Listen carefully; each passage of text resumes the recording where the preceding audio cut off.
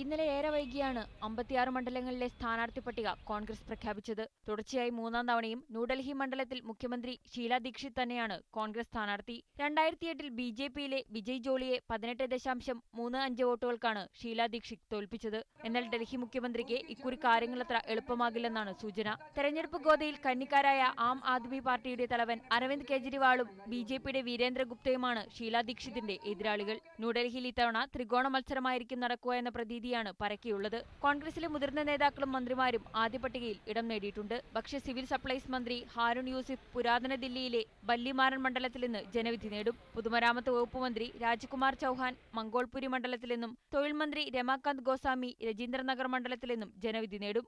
2008-ലെ തെരഞ്ഞെടുപ്പിൽ 72-ൽ 43 സീറ്റ് നേടിയാണ് കോൺഗ്രസ് ഡൽഹിയിൽ അധികാരത്തിലേറിയത്. ബിജെപി 23 സീറ്റ് നേടിയിരുന്നു. ഡിസംബർ 4-നാണ് ഡൽഹിയിൽ വോട്ടെടുപ്പ്. News desk media 1.